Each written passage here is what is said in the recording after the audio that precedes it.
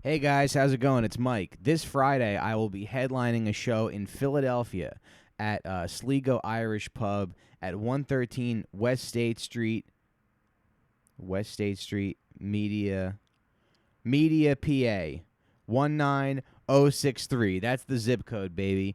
And yeah, I'm gonna one night only. I'll be down in Philadelphia doing a little stand-up comedy, and I got a ticket link in my social media bios. If you go to at Mike Racine on Twitter or Racine Mike on Instagram, I will have the ticket link. It's $25 and a 2-drink minimum, and I hope to see you there. If you live in Philly, Friday night, let's start the show.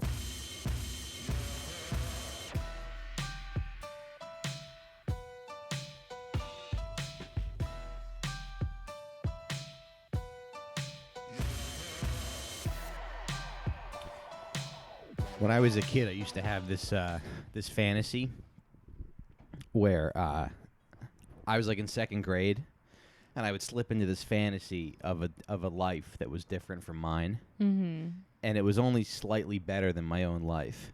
Okay. So I was in second grade. I lived in Jersey, and I had my family. This is your real life. This is my real life.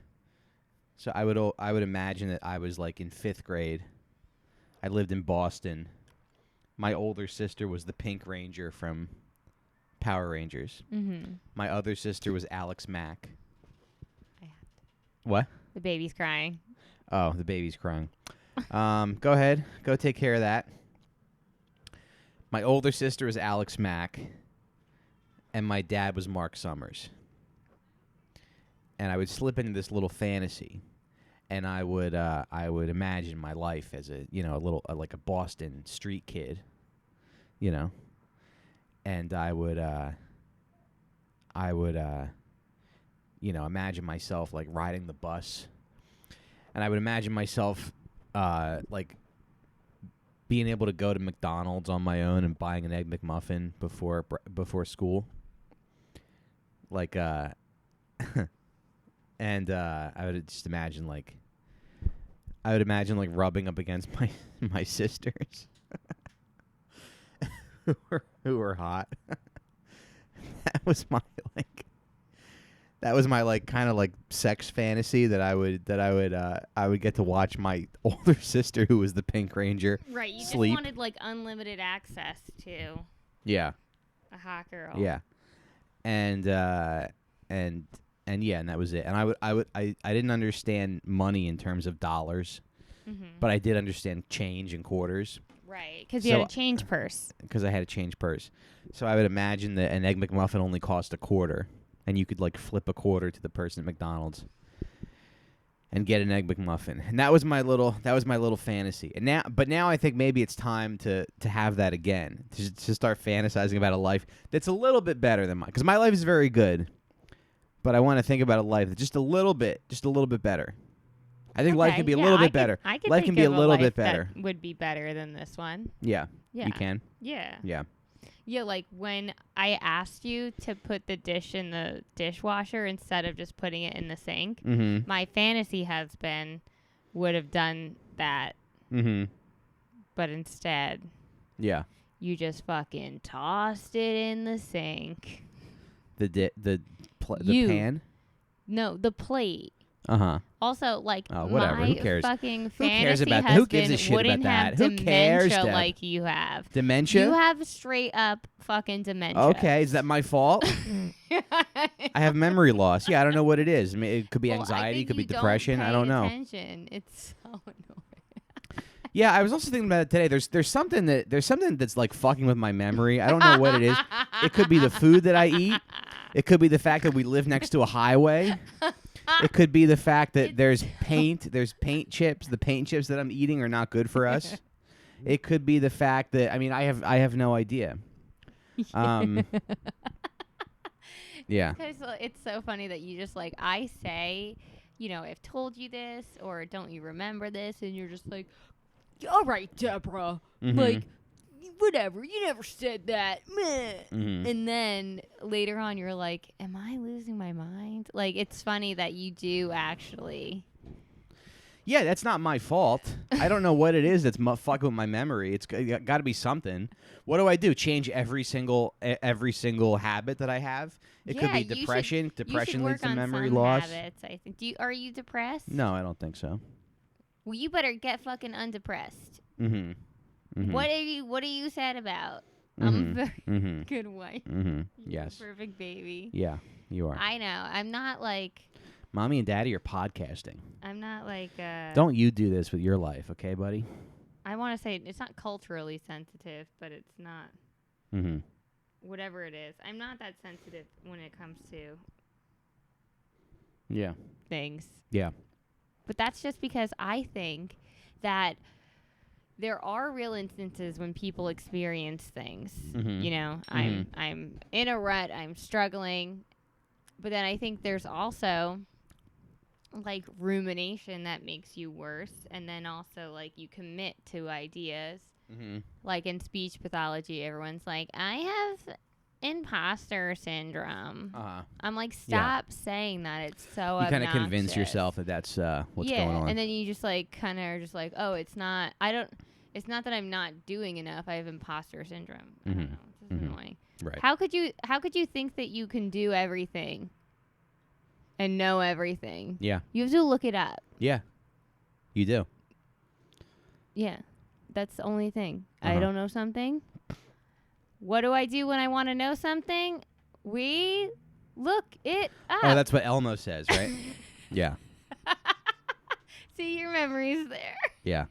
You know, I was talking hairy monster. I was talking to Gavin about this in the moving truck the other day, and we were talking about how like every story that we experience in this, like every like popular story, it's like the story of Jesus or the story of Neo in the Matrix or the story of Harry Potter. It's all this like Kung Fu Panda.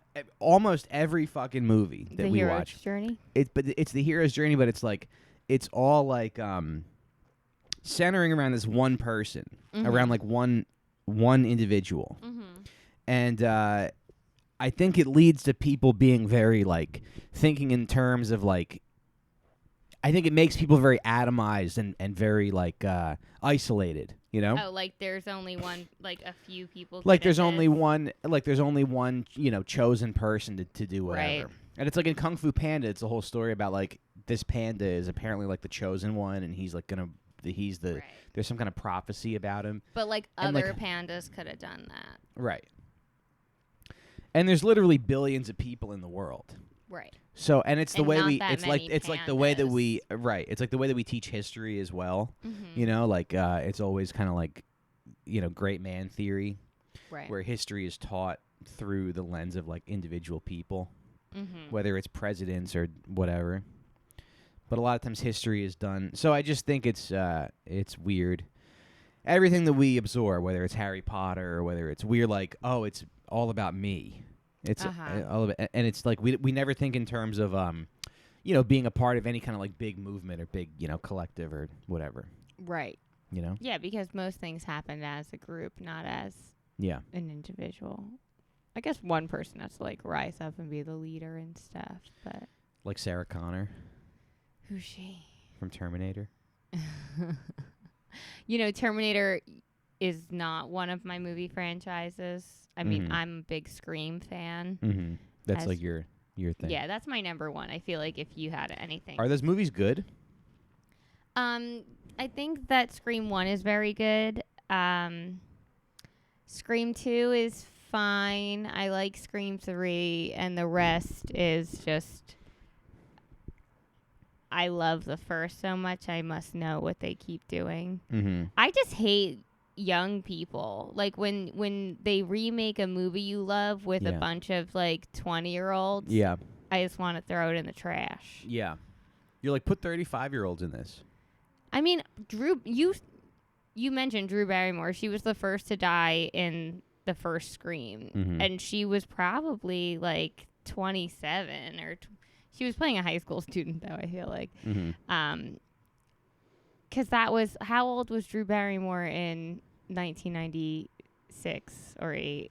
She was probably like 20? 20? I would think, yeah. Don't you think? When did E.T. come out? No, E.T. came out in 82, so she was about like 5 in 82. So yeah, she was like in her 20s and then in the Yeah, like mid-20s. late 90s. Yeah. She was mid-20s. Yeah. She wasn't like, I don't know, she didn't look like an infant. Mm-hmm.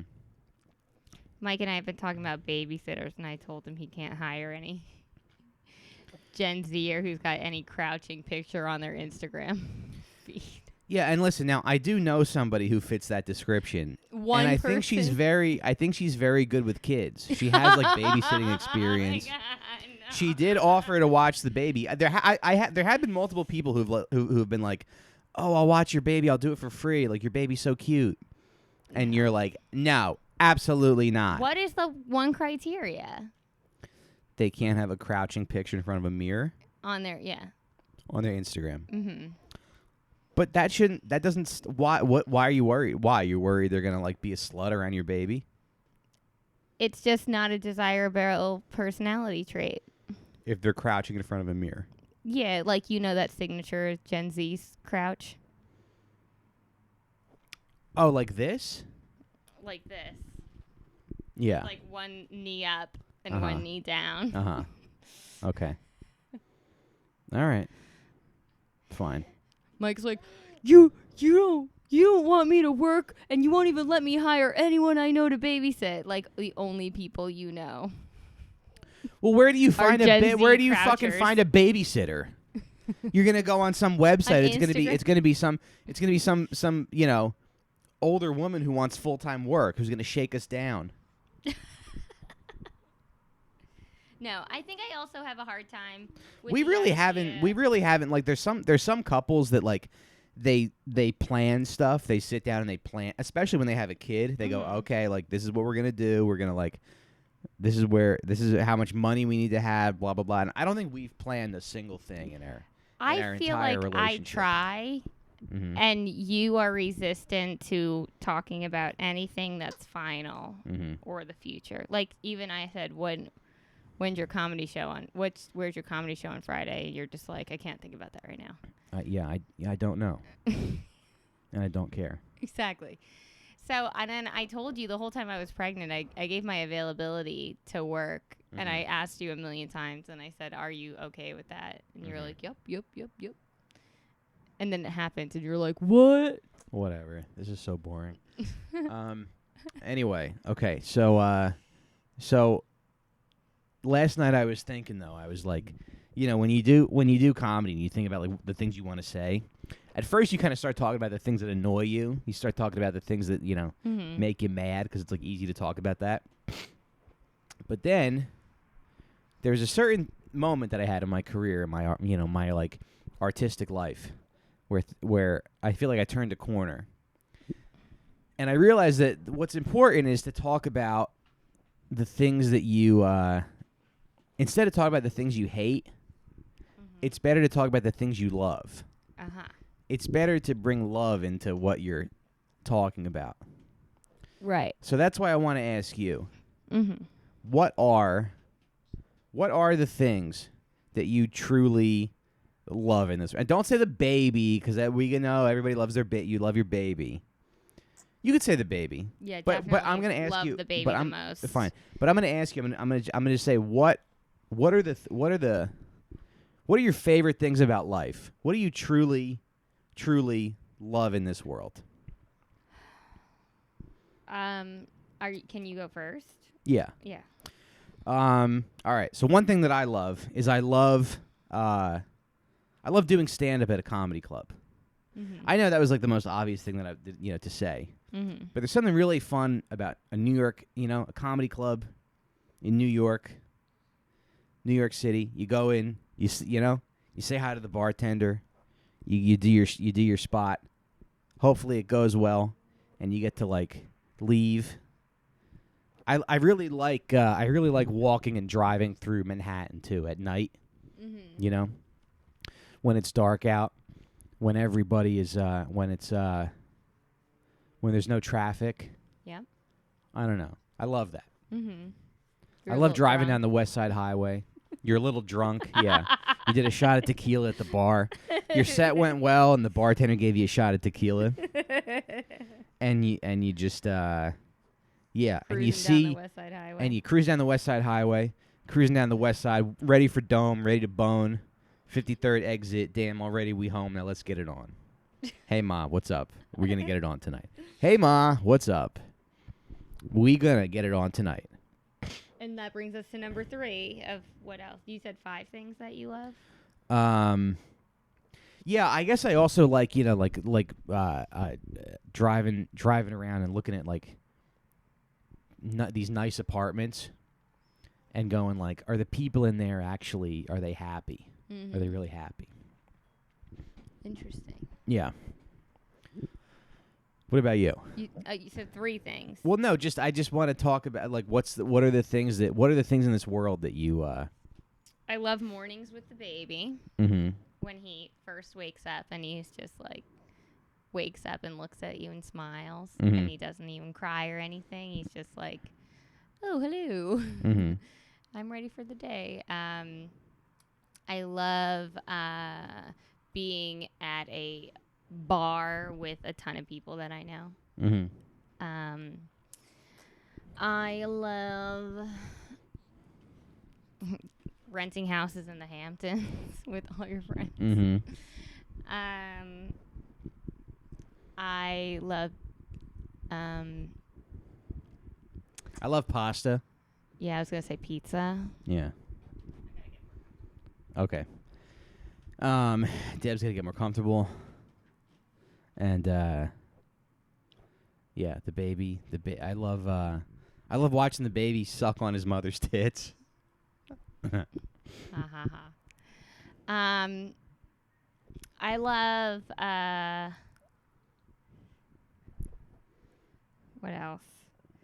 I guess I love doing speech therapy slow without any pressure of being like having a huge giant caseload and cramming 1,000 kids into one school day and then driving to 3 locations after school in traffic in a rush. Mm-hmm. I love that I'm at a time in my career where I can be like, no, I'm not doing that. Oh, you don't? That's not okay with you? Okay, well then I'll quit. Like, I don't care. Mm-hmm. I don't need anybody's. Mm-hmm. Like, I can have a nice career and not have anyone like dictate to me what it should look like, and Yeah. I like that. Yeah. There's something about Manhattan at night, though, driving through it, you know? Because I drove from stand-up New York, I drove down to the Stand, and it's like you're just looking at all these, like, you know, you go to different neighborhoods, you're on the west side, you're in Chelsea, and then you're on, like, near Union Square. Yeah. And you're I love looking at calling all my these, husband like, gay. Why? It's funny. Because the way he every time. What? Why? You're always like, what? No. Yeah. Well, I have to defend my honor. I love pussy. You heard it here first, folks. Mike Racine is a man who loves pussy.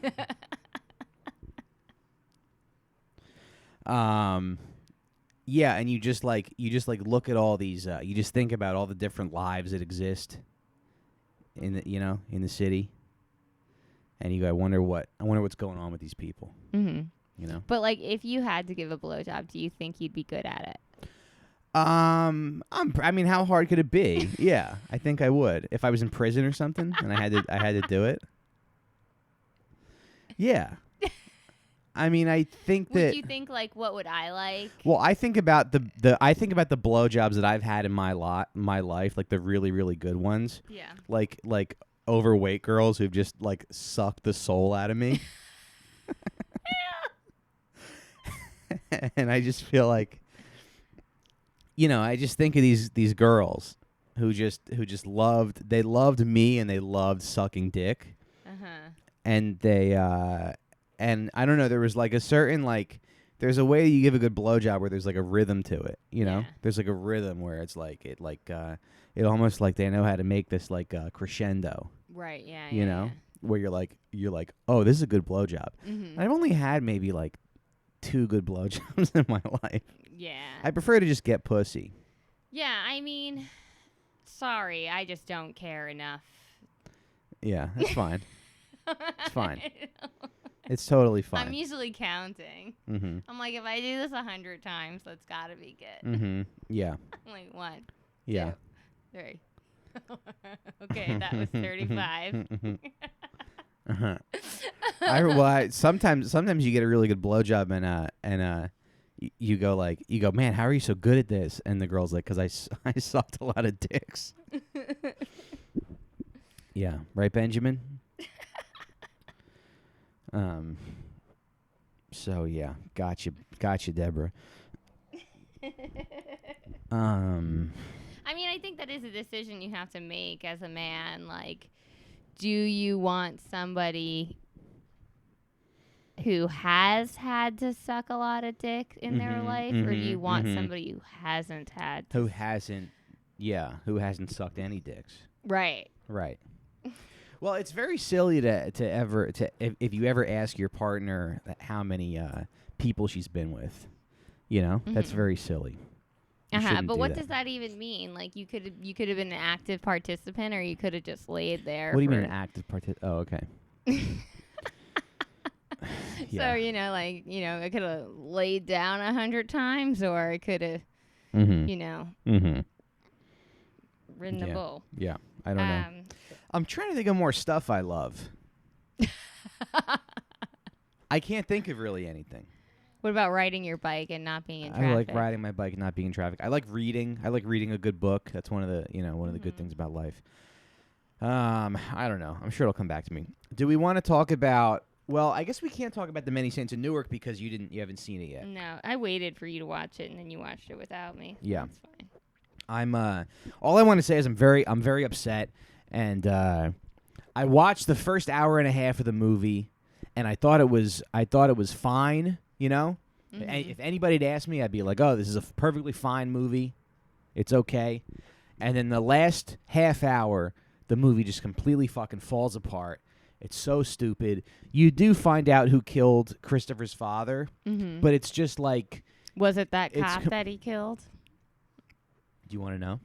No, don't tell anyone. Yeah. So you do find out who kills Christopher's father, but it's very dumb and pointless and stupid. And it's like, why are you trying to cram the whole prequel of The Sopranos into one movie?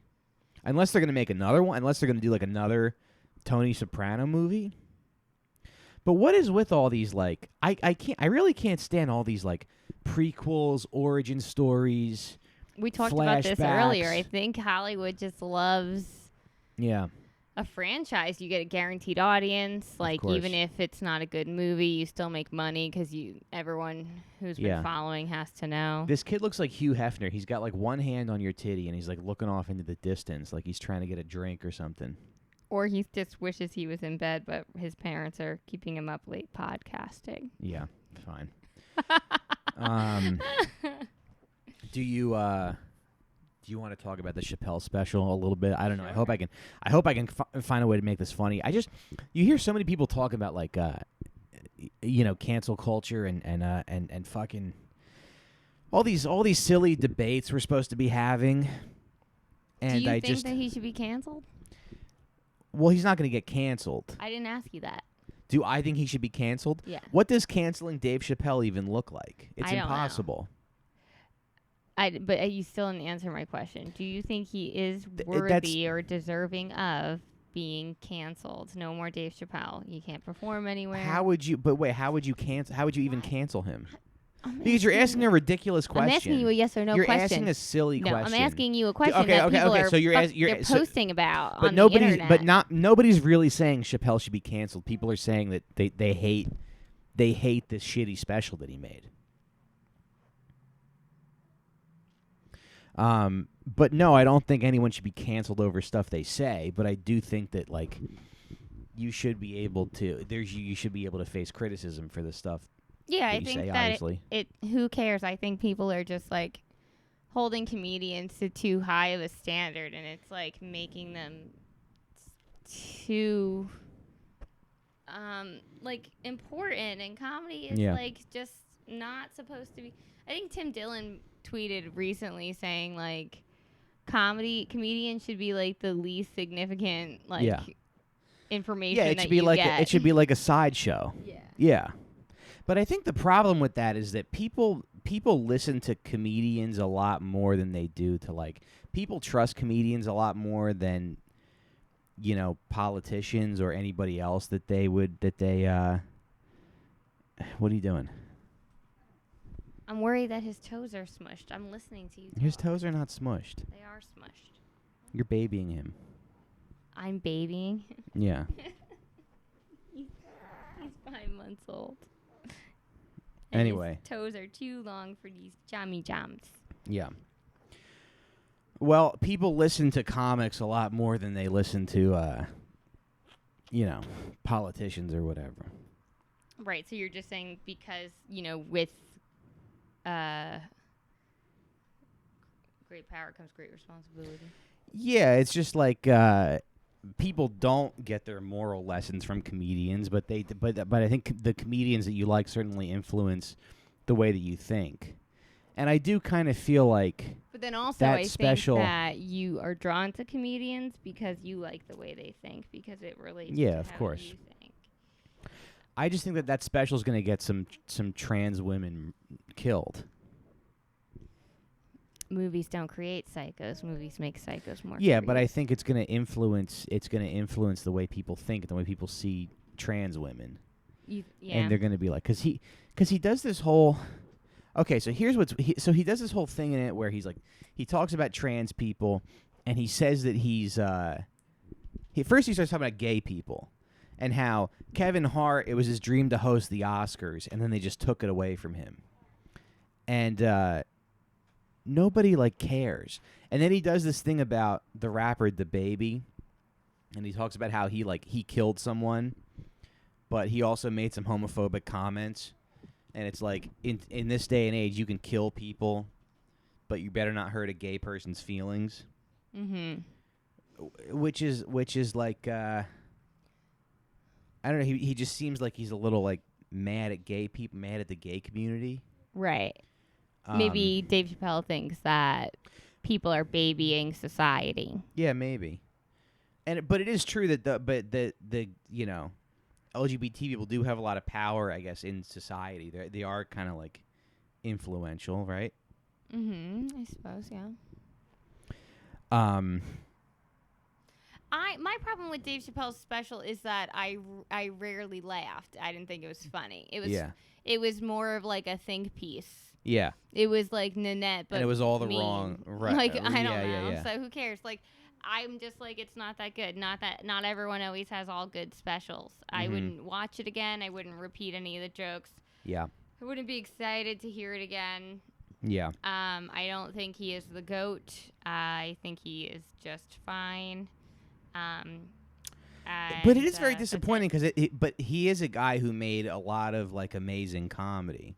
He is a guy who made some of the funniest stuff that I've ever. He did Chappelle Show and all those specials and everything. So it's very heartbreaking to see him take kind of this weird turn where he's mad at comedy has to do with what you experience, and you can't just maybe his life was just tremendously different back when he did create great comedy, and now he's got a fucking compound in Ohio, and everything I've heard about it seems quite luxurious. So it's he has nothing, he has no hardships other than to complain about gay people having it too easy. Yeah. And I guess I understand the thing of being when you're a black person, you see how fast the gay movement has moved. I need you to listen to me when I talk.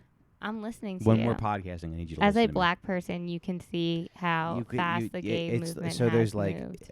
Yeah, so maybe there's a little, because I've heard Roy Wood Jr. talk about that. There's they've made a lot of progress in a short amount of time. I don't know. But anyways, gay but the people stuff were just invented in the 70s, and black people have been alive this whole time. Yeah, gay people were just invented in the 70s. They haven't been around forever. Right, exactly.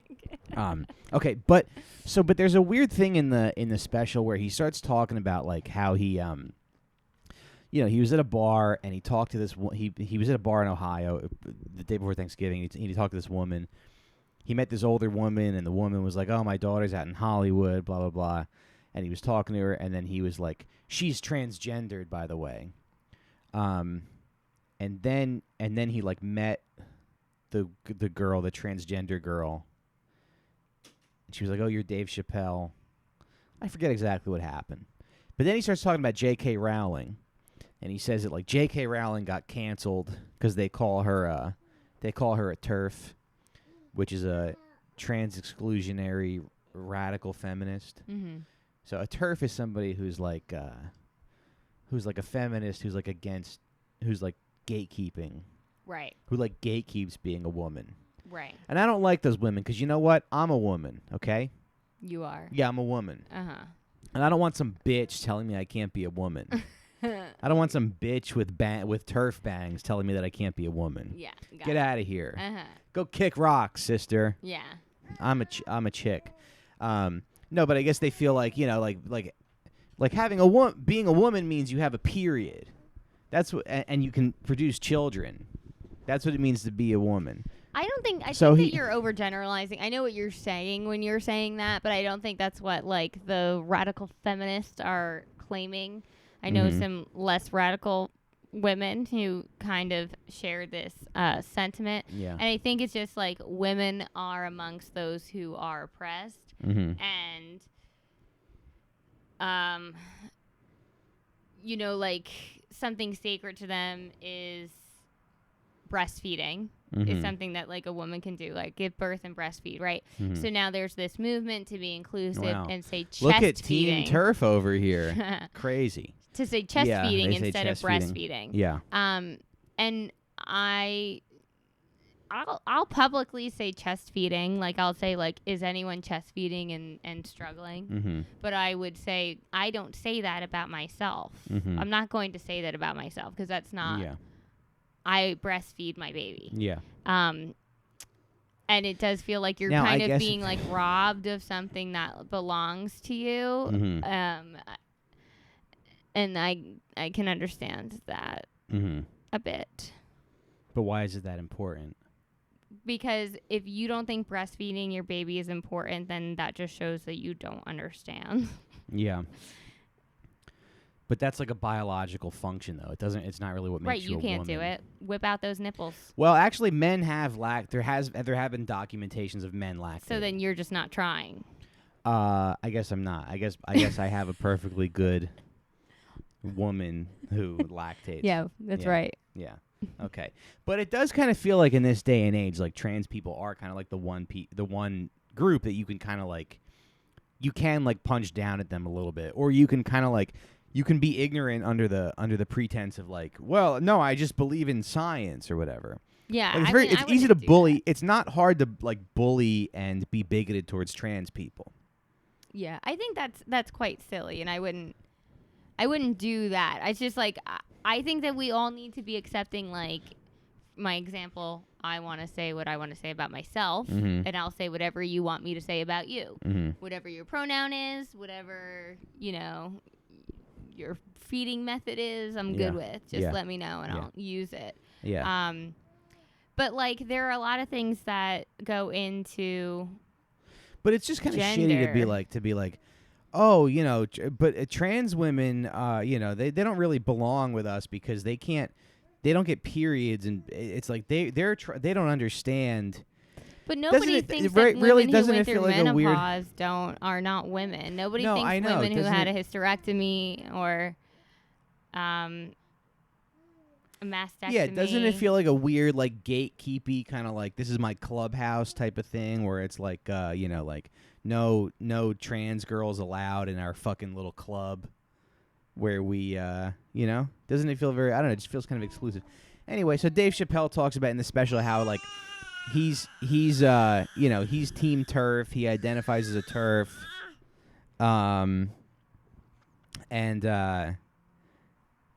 Because J.K. Rowling said that gender is a fact, and he's like, yeah, gender is science, whatever. Hi, buddy.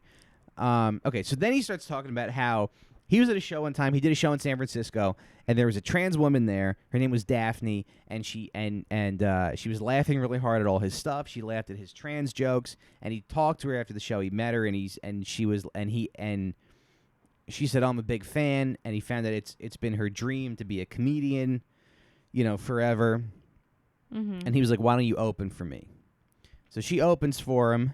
So I think he did another show. Earlier you said that she laughed at all of his jokes. She laughed at his jokes. And I think Dave Chappelle said that so that he could win the audience over. It was like a rhetorical device. Yeah. But I think that person just learned their whole life it's just best to be a good sport. Maybe, yeah. Yeah. It's a defense mechanism, I think. Yeah, I think so too. Yeah. And then also, but then it's also like he gets to sort of, point to this trans woman that, agrees with him, who's like one of the good ones. And we can't hear from them anymore. Yeah. Right. They're not in a stand-up special. It's just Dave Chappelle on a microphone. Yeah. So you can't hear. So then he's like, come open for me the next time you're in, or the next time I'm in San Francisco, come open for me. So he comes back to San Francisco.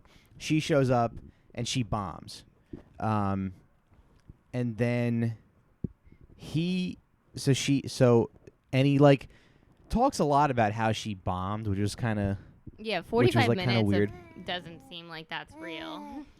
Yeah, he said she bombed for 45 minutes. That's a headliner set. Yeah, I bombed for like 13 once. Mm-hmm. And that it was a long time. A long time. Hello, Benjamin. How are you? He's like in this new phase of grabbing everything you have. Yeah. And it. All right, I'm gonna refill my wine. I was on Twitter and I saw somebody's post and they were like, I've seen funnier jokes in the comments of my sets than Chappelle's special. Mm-hmm. They were a trans person. Okay. Okay. So anyway, so they're even saying I've heard funnier anti-trans jokes in the comments, in like YouTube comments. Yeah. It just wasn't funny. That's what I feel like. It just wasn't funny, and it's like it's just a shame because Chappelle's like the funniest. Yeah, but maybe if it's the problem is that people keep saying he's the funniest. Paul Mooney used to have the record of the longest stand-up set, mm-hmm. and then I guess guess he was real salty about it. Yeah, when Chappelle broke it, he was like, "That's not a stand-up. That's a breakdown." Yes. He's like, "No, a comedy set should never be longer than 4 hours." I'm Paul Mooney, and I'm here to say, comedy should only be 5.5 hours, no more than that. Yeah. Anything more than Dave Chappelle did 6 hours. That's no good. Yeah, it was like 6 or 8, right? Yeah. Hell no. Do not even hold me there for a work day. Yeah, I know. I remember when Paul Mooney would do his late shows at Caroline's, and it would be at like 3 a.m, and he'd still be on stage, and the management would just be like, "Yeah, Mike, you can go home. That's all right. You don't have to stick around. Yeah. Get out of here." Yeah. Yeah. Yeah, he didn't care if the audience was falling asleep. Did not give a fuck, baby. He left when he felt like it. Mm-hmm. Mm-hmm. Okay, so anyway, so he tells a story about Dave gets dragged, and this woman Daphne, this trans woman who was opening for him, goes on Twitter and like defends him, and she says for Dave Chappelle to be punching down. Now I really can't stand. I would like these phrases to be eliminated from our vocabulary. This like punching up, punching down. Mm-hmm. I fucking hate it because I hate this idea that like if you punch, like you should punch up with your comedy. Like I need to get on stage and I need to make fun of those who are better than me. Yeah, well, I need to make fun of like, Jeff Bezos, and although that Bo Burnham song was pretty funny. But it's like I need to get on stage and I need to like take shots at the powerful. What, white girl Instagram? I need to like use my the Bezos joking. song. Yeah, thank you for that worthless thing that did not contribute anything to the show, Deborah. But it's like this whole thing of like I need to get on stage and I need to like punch up at the powerful in the society. Like who is the powerful? Who is powerful? And like what does that mean? Oprah. Yeah, so what? I'm gonna go up on stage and say like Oprah's a fat bitch. Like, is that what comedy's supposed to be? I don't. If you approach, everyone would be like, hey, I got something to say about Oprah. All right, why don't you guys? You guys better listen. Oprah is a fucking whore. I'm here to say fuck Oprah. Thank you. I'll be selling T-shirts in the lobby. do you understand what I'm saying though? This notion of like punching. Like I saw this trans woman on TikTok and she was like, "Well, it's always better if your comedy punches up." What is punching up? What is it? Right. What is it? Explain what it is to me. It's making fun of people who are better than you. Yeah. Yeah. No, I guess I understand. Like, okay, you're not supposed to punch down but that's like fucked up because you're recognizing that you're better than other people. Well, but you're not supposed to like make fun of the homeless, which like that makes sense to me. You're not supposed to make fun of the homeless or make fun of like, and you shouldn't like mock people. Like you wouldn't like mock a retarded person anymore. No, I don't think I ever did that. No, people. That was like a very popular joke, I feel. Was it? Yeah. Yeah. Yeah, there was a comic like 10 years ago that had a few bits about, like he would like make fun of the Special Olympics and I think he thought he was being, like edgy or whatever. Right. Even like, somebody like he Anthony. He was in a walking race and he ran. No, that's not. That's me. And that's, no, I'm not punching down there. Shut up. Shut the fuck up, Deborah. Shut up. But even with somebody like Jeselnik, who's like a good somebody like punching up and down. But somebody like Jeselnik, who's like a good joke writer. It's after a while, it's like, oh, okay, yeah, you're gonna another one about, raping a baby or whatever. You're talking because you're such a bad boy. Because you're such a fucking bad boy. He says he's got one joke. He's like, when I was a kid, my parents told me that Santa Claus was black. This way, I wouldn't be so disappointed when they told me he wasn't real. Yeah, that's really funny. Oh wait, when I told you, see, I thought it was gonna be like when there's no presents. Something about no presents. That's the angle I would have taken with that. My parents told me that Santa Claus was black, and that's why there weren't any presents under the tree. Shut up. Oh my goodness, he just turned over and looked with wide eyes because his father told him to shut up. He did? I'm just kidding.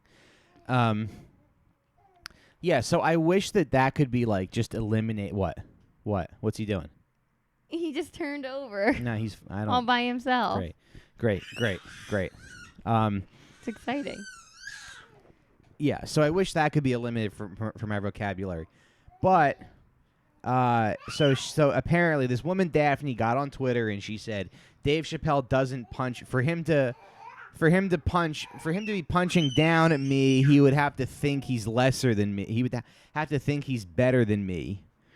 And did you see this tweet? No.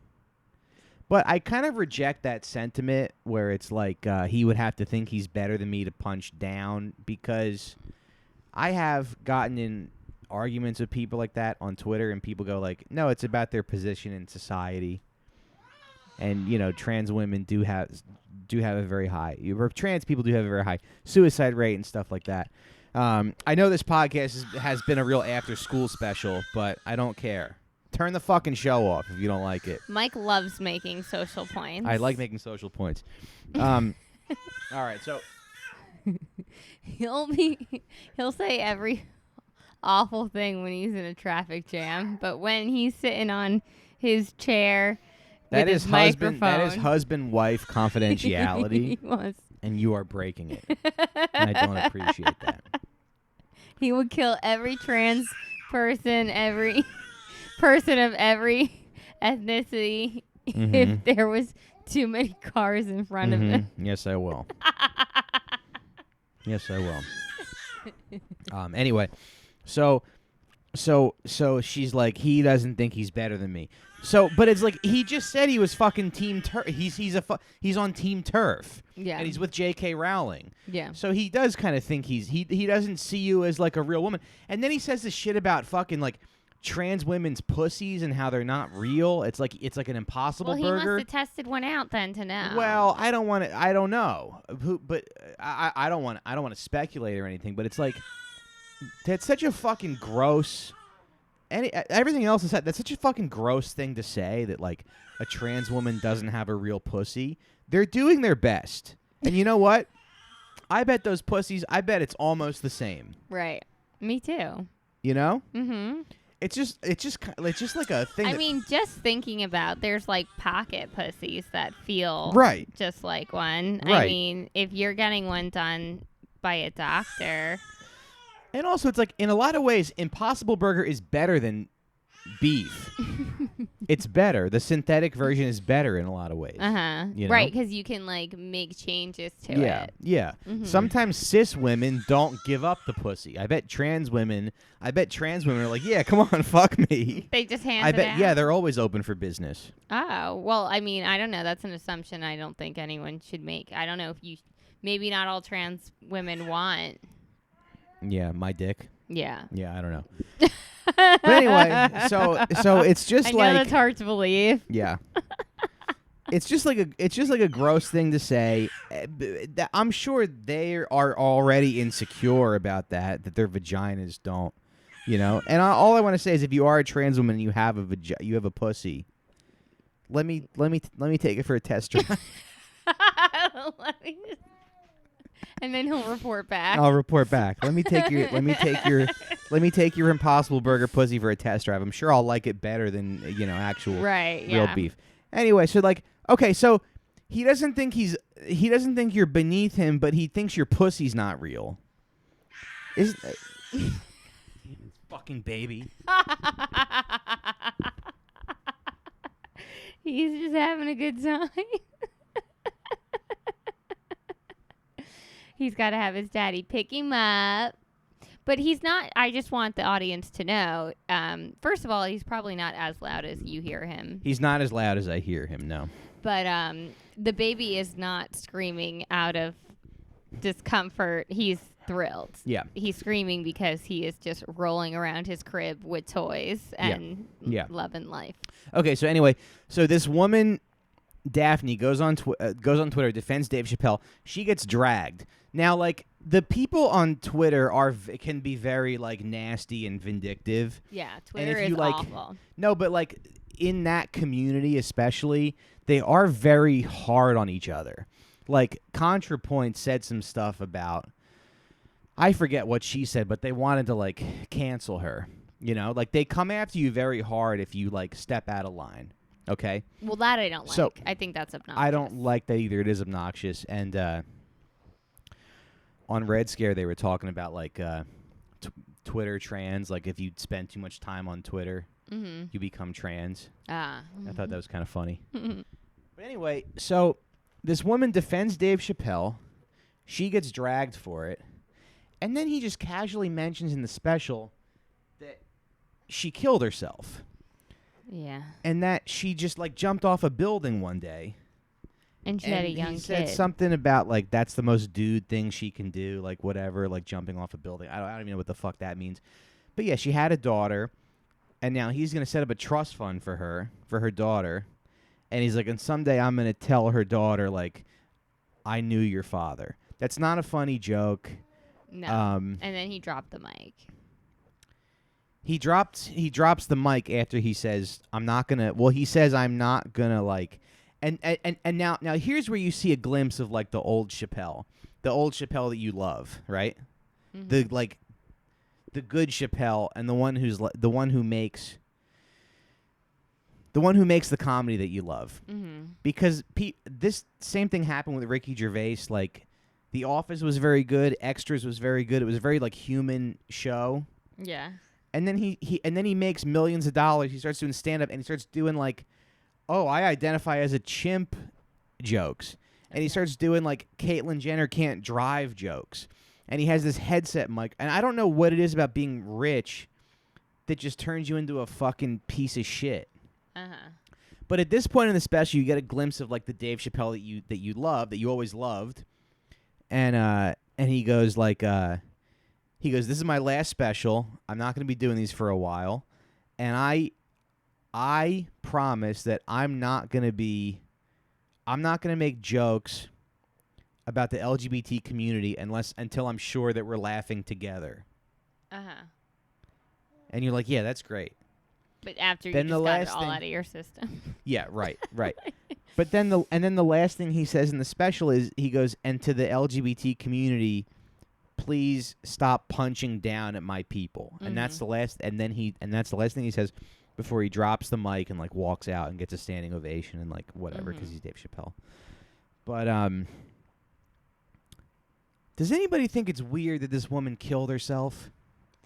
Yes, I do think that's peculiar. She defends Dave Chappelle online, gets attacked, and I don't know what the timeline is on this.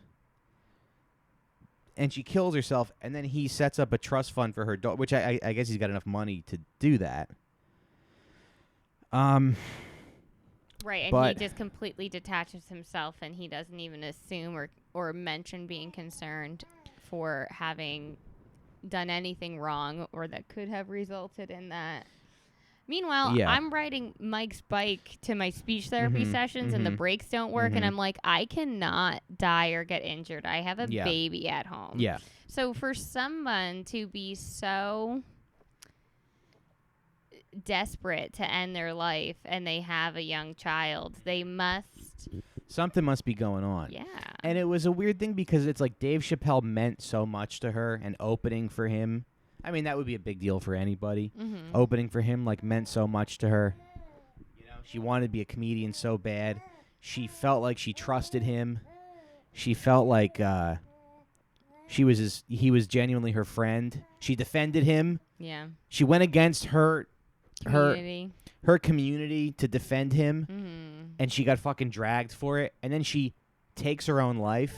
Yeah. There's just more. There's just more to this. To be like, and it wasn't Twitter, and it wasn't anything I did. Like, how do you know? How do you know? And she's not here to say. But then why? Then why did she kill herself? Yeah. I'm just saying that if this woman never met Dave Chappelle, she'd probably still be alive. Right. Well, we don't know, but yeah. I feel like there was something. There was just. I don't know. There's more. There's something more going on there, and it's very weird. Benjamin wants to play the microphone like Does Daddy. he? Say hi. He's eating the microphone. Bah! Boo, boo, boo, boo. Bah! Daddy. Daddy. All right. Anything else you want to talk about? I guess we can wrap this up. There was something I did want to say, but you kept talking. No. He's a nasty boy. Michael. He's a nasty boy. I love my little nasty boy. Yeah. Do you want to talk about the baby likes to eat food? If he told you he was gay, it would be a little jarring, right? No. Everyone in my family is gay. Yeah. Like, legit. No one I in my just went family's to gay. a fam. Yeah, that's bullshit. That's why they were so Wound happy. Up. They're so easygoing. But yeah, I went to a family party and legit like 50% of the people there were gay. Nice. Well, good for them. You know, they're not afraid to be who they are. Mm-hmm. Anyway, guys, patreon.com/sitdownpod. And follow me on Instagram, Racine.Mike. Twitter, Mike Racine. Follow Deborah. Plug your... I am Deborah Brooks, SLP on Instagram. Or Deb-Ora with a 0 for my O. Actually, I have like 16 Instagrams, but oh my God. there's All 2 right. of them. Okay, shut up. All right, that's the show, everybody. He wants to meet you.